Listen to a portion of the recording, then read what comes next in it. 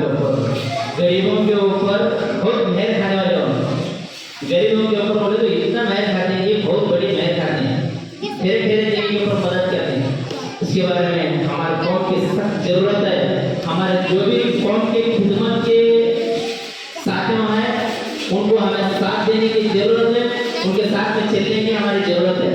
हमारे बच्चों को इसी तरह से हमारे बच्चों को हमारे निशानियों को हमें बता देना चाहिए। जमीर अहमद साहब कौन करने का मालूम है बच्चों को, इसके बारे में उनके बर्थडे होते हैं, उनके कार्यक्रम होते हैं, सब बता दो। हमारे गाँव वालों को हमें जुड़ाना, हमारे गाँव वालों को हमें गिराने। उसकी वजह से मेरे यही जितना ये ख्वाहिश है, हमारे बच्चों को हर उनके जन्मदिन पे हर गाँव हर शहर में उनका बर्थडे बनाएंगे, उनको और ऊंचे लेवल के ऊपर जाएंगे। उन्होंने भी हमारे मुसलमानों कौम में सीएम बनेंगे तो मेरी एक ख्वाहिश फेक नहीं बना। हमारे कौम में भी हमारे कौम को लगे तो कितना यूज करें और उतना यूज कर हमारे बाकी टाइम में साइड रखते हैं। हमारे भैया बागलकोट जिला लेवल में नायक उनको जब जिस टाइम में रहना सब यूज करें ना उस टाइम में यूज कर रहे थे, बाकी टाइम में उनको कहाँ पड़ेगा भाई पड़ेगा। क्यों बोले तो हमारे कौम का एक लीडर जिला लेवल में राज्य लेवल में रहेगा, हमें सब जगह खुशी। उसके बारे में हमारे लीडर का नाम हर बच्चों को हर गांव में हर खेड़े बस्ती को जमीर अहमद साहब विनोद बोलने के लिए हमें सबसे भी दिल खुशी थी। हर गांव में भी बड़े बनाएंगे उनको, मेरा ख्वाहिश है। उनके बारे में दुआ करेंगे हमें सबसे भी।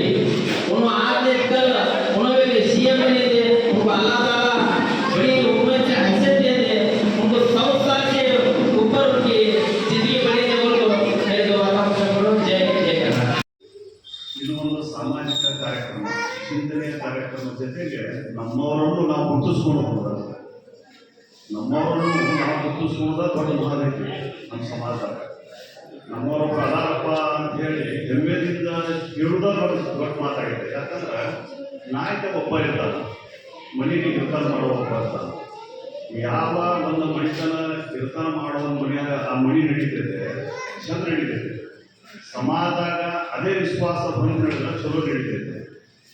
ಸಾಮಾಜಿಕವಾಗಿ ರಾಜಕೀಯವಾಗಿ ನಾವು ಅಲ್ಪಸಂಖ್ಯಾತರು, ನಮ್ಗೆ ಸಂವಿಧಾನಬದ್ಧ ಹಕ್ಕುವಾಗಿ ಸಿಗ್ತಕ್ಕಂಥ ಸೌಲಭ್ಯಗಳನ್ನು ಪಡೀಲಿಕ್ಕೆ ನಮ್ಮದೇ ಆದಂಥ ನಾಯಕರು ಬೇಕು. ನಾವು ನಮ್ಮ ನಾಯಕನ್ನ ಆಯ್ಕೆ ಮಾಡಬೇಕು ಖಂಡ ಘೋಷವಾಗಿ ನಿರಂತರವಾಗಿ. ಇವತ್ತು ಜಮೀರ್ ಅಹಮದ್ ಸಾಹೇಬ್ ಈ ರಾಜ್ಯದ ಅಲ್ಪಸಂಖ್ಯಾತರ ನಾಯಕ ಅನ್ನುವಂಥದ್ದು ಪ್ರತಿಫಲಿಸಬೇಕು.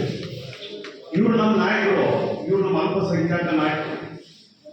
ಅದು ಯಾಕೆ ಘಟಿಸಲಿಕ್ಕಿದೆ ನೀವು ಹೇಳ್ಬೇಕಂದ್ರೆ, ಮುಸಲ್ಮಾನರು ಆಗ ಹೋಗುವ ನೋವು ಬಗ್ಗೆ ಕೇಳಾಕ ಒಬ್ಬ ನಾಯಕ ಅದಾನಪ್ಪ ಅನ್ನುವಂಥದ್ದು ನಾವು ಹೇಳಬೇಕು. ನಾವು ಯಾಕೆ ಇಲ್ಲಿ ಕೆಲವೊಂದು ರಾಜಕೀಯವಾಗಿ ಸಾಮಾಜಿಕವಾಗಿ ಹಿಂದುಳಿದೀವಂದ್ರೆ, ಇವತ್ತಿಗೂ ನಿಶ್ಚಯವಾಗಿ ಒಮ್ಮತದಿಂದ ಇವರು ನಮ್ಮ ರಾಜ್ಯದ ಅಲ್ಪಸಂಖ್ಯಾತ ನಾಯಕರು ಜಮೀರ್ ಅಹಮದ್ ಸಾಹೇಬರು ಅಂತ ಅಲ್ಲಿ ಮಠ ನೀವು ಅನ್ನುವುದಿಲ್ಲ. ಅಲ್ಲಿ ಮಠ ಸರ್ಕಾರಿ ಸಂವಿಧಾನದ ಹಕ್ಕುಗಳು ಪಡೆಯಕ್ಕಾಗಲ್ಲ. ಜಮೀರ್ ಅಹಮದ್ ಸಾಹೇಬ್ ಮಾಡಿದಂತ ಸಣ್ಣ ವಯಸ್ಸಿನಾಗ ಅವ್ರು ಏನು ಸಾಧನೆ ಮಾಡಿದ್ರು, ಯಾಕೆ ಇಷ್ಟು ಜನಪ್ರಿಯತೆ ಆದರು, ಅವ್ರಿಗೆ ಇರ್ತಕ್ಕಂಥ ಅಗಾಧ ಶಕ್ತಿ ಏನು ಅಂತದ್ದು ನಾವು ಅರ್ಥಿಸ್ಕೋಬೇಕು ಅವ್ರ ಜೀವನ ಚರಿತ್ರೆ. ಈ ರಾಜ್ಯದ ಮುಖ್ಯಮಂತ್ರಿ ಸಿದ್ದರಾಮಯ್ಯ ಸಾಹೇಬರು ಆಗರ್ಭ ಶ್ರೀಮಂತರಲ್ಲವರು. ಈ ರಾಜ್ಯದ ಎರಡನೇ ಬೇರೆ ಒಂದು ಮುಖ್ಯಮಂತ್ರಿ ಆಗಬೇಕಾದ ಆಗರ್ಭ ಶ್ರೀಮಂತರಲ್ಲವರು. ಈ ರಾಜ್ಯದೊಳಗೆ ಸುಮಾರು 14% ಮುಸಲ್ಮಾನರಿದ್ದು ಸತತ ಕಾಂಗ್ರೆಸ್ನ ಮತದಾನ ಮಾಡ್ಕೊಂಡು ಬಂದವರು, ಪಾರ್ಟಿಯಿಂದ ಹಕ್ಕನ್ನು ಕೇಳೋರು. ಇವತ್ತು ಈ ರಾಜ್ಯದ ಮುಖ್ಯಮಂತ್ರಿ ಆಗಾಗ ಮುಸಲ್ಮಾನರು ಯೋಗ್ಯತೆ ಇಲ್ಲ ಅನ್ನುವಂಥದ್ದು ಬರ್ತದೆ. ಇಲ್ಲಿ ರಾಜ್ಯದ ಮುಖ್ಯಮಂತ್ರಿಗಳು ಸಿದ್ದರಾಮಯ್ಯ ಸಾಹೇಬ್ ಯಾಕಾದ್ರು ಅಂದ್ರೆ ಅವ್ರ ಸಮುದಾಯ ಇವತ್ತು ಒಂದು ಪತ್ರಿಕಾಗೋಷ್ಠಿ ಮಾಡಿ ಇವತ್ತು ಸಿದ್ದರಾಮಯ್ಯ ಸಾಹೇಬ್ ಮಾತಾಡ್ತಾರೆ. ಪ್ರತಿ ಹಳ್ಳಿಯಾಗೂ ಅವ್ರ ಜನಾಂಗ ಸಿದ್ದರಾಮಯ್ಯ ಸಾಹೇಬ್ ಹೇಳ್ಯಾರ, ಸಿದ್ದರಾಮಯ್ಯ ಸಾಹೇಬ್ ಹೇಳ್ಯಾರ ಅಂದ್ರೆ ಅವ್ರ ಜನಾಂಗ ಅವ್ರು ಇಲ್ಲ ಇದೆ ಅಂತ.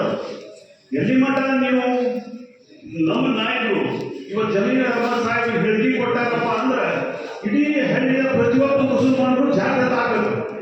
ಇವತ್ತು ನಮ್ಮ ನಾಯಕರು ಇಂಥ ಹೇಳ್ಯಾರ, ಇಂಥದ್ದು ಮಾಡಬೇಕು. ನಾವು ಎಲ್ಲಿ ಮಠ ನಮ್ಮ ನಾಯಕರನ್ನ ನಾವು ಸೃಷ್ಟಿ ಮಾಡೋದಿಲ್ಲ, ಎಲ್ಲಿ ಮಠ ನಮ್ಮ ಸಮುದಾಯ ನಮ್ಮ ನಾಯಕರನ್ನ ತಯಾರು ಮಾಡೋದಿಲ್ಲ, ಅಲ್ಲಿ ಮಠ ನಾವು ನಾವು ಸಾಧನೆ ಮಾಡಕ್ ಆಗುದಿಲ್ಲ. ಜಮೀರ್ ಅಹಮದ್ ಸಾಹೇಬ್ ಅಂದ್ರೆ 1950 BP ಬಶೀರ್ ಅಹಮದ್ ಖಾನ್ ಅನ್ನೋರು ಆ ನ್ಯಾಷನಲ್ ಟ್ರಾವೆಲ್ಸ್ ಏನು 200 ಬಸ್ ಸ್ಥಾಪನೆ ಮಾಡ್ತಾರ. ಮೊದಲ BP ಬಶೀರ್ ಅಹಮದ್ ಖಾನ್ 1950 ಬಸ್ ಚಾಲನೆ ಮಾಡ್ತಾರ. ಅವ್ರು 3ನೇ